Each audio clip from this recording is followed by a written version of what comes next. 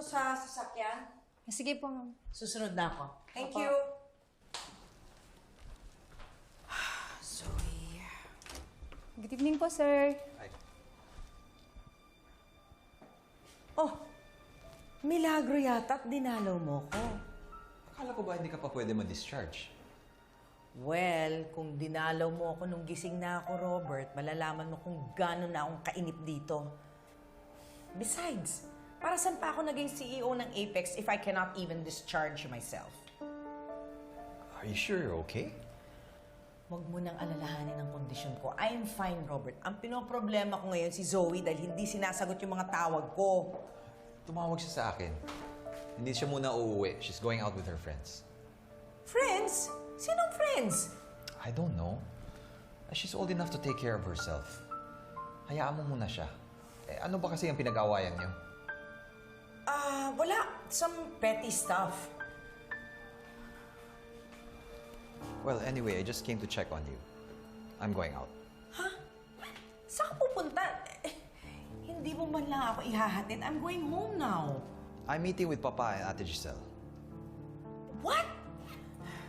Robert, you cannot do that. Why not, Moira? They're my family. Hindi mo pwedeng gawin yun. Dito ka lang, okay? Moira, the last time I checked, you're my wife and not my remote control. I'm having dinner with my family, whether you like it or not. Okay? Robert!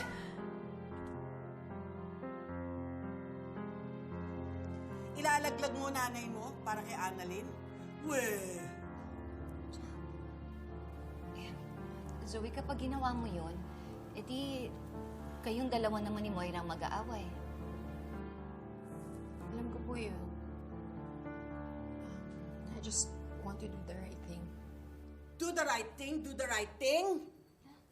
Eh gusto mo palang gawin ng tama, ba't di ka pa nagsalita noon pa tungkol sa ginawa ng nanay mo kay Annalyn at kay Lynette at lalong-lalo na sa tatay mo? Lola! Sa tatay ko po. Zoe, hindi naman sikreto sa'yo na meron kaming hinala na may kinalaman ng nanay mo sa nangyari sa tatay mo. Anong may kinalaman? Baka nga si Moira mismo may kagagawan lahat din eh. Tama na ako. You almost killed my dad. Mamamatay tao ka! Shut up! Hindi mo alam ang sinasabi mo. Alam mo ba kung bakit mo nagawa yun sa daddy mo? Ha? Alam mo ba? Nandami! Dahil hindi kanya tunay na anak. Hindi! Kaya huwag kang mag-asta na para kang tunay na anak ni Robert. Hindi! Hindi kanya kadugo! Hindi niya ka mag-anak! Hindi kanya anak!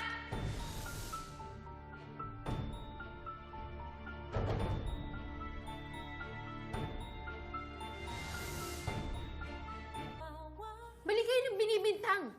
Walang kasalanan yung mami ko. Wala siyang kinalaman sa nangyayari kay daddy at mas lalo siyang walang kinalaman sa nangyari sa inyo. Wala. Nagbubulag-bulagan ka. Siguro kasabwat ka rin. Sinungaling! Sinungaling! Lola! Chang, tama na ho. Alam mo, kung talagang gusto mong tulungan si Annalyn, itama mo lahat ng pagkakamali ng nanay mo. Hindi yung namimili ka lang kung anong gusto mong sabihin at kung kailan. Chang, tama na ho. Hindi, sabihin mo na lahat. Sabihin mo lahat. At kapag ginawa mo yon, hindi lamang si Annalyn ang natulungan mo, pati sarili mo. Chang, tama na ho. Tama na. La, pwede po bang huwag niyo pong ganyanin si Zoe? Hindi ko po siya dinala dito para awayin po ninyo. Oy! Gusto ko lang naman iparamdam sa kanya kung ano nararamdaman mo sa tuwing inaaway ka ni Moira. Chang, sinabi na ho, tama na eh. Tama na ho.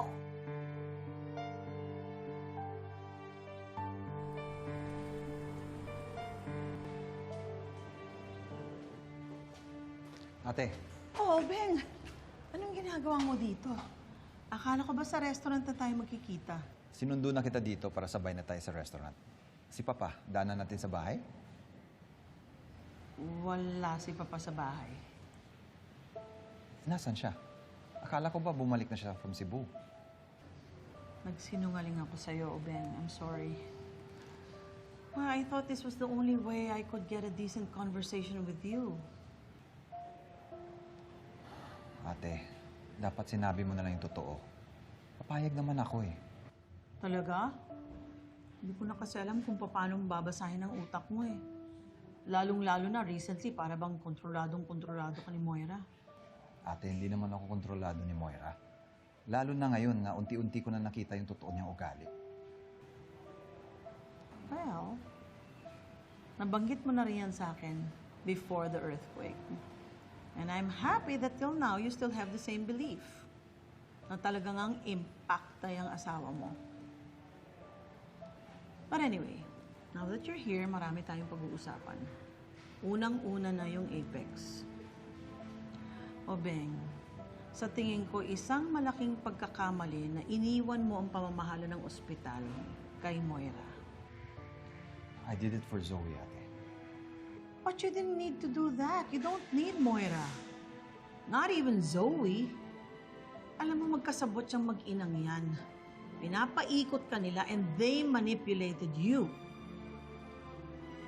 Alam mo, magmula nung si Moira ang namahala sa Apex, the entire hospital became hell-headed by a selfish, cunning, and scheming monster.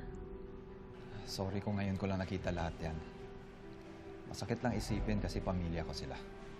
Pero anong gagawin ko? Hanggang ngayon ba naman, Obeng? Pagkatapos ng lahat ng nangyari, pamilya pa rin ang tingin mo sa kanila? Para sa akin, wala na akong tiwala sa mag-inang yun. Both Moira and Zoe do not deserve Apex. Bakit hindi mo lang bawiin yung Apex kay Moira? Bawiin mo yung SPA. Abot kamay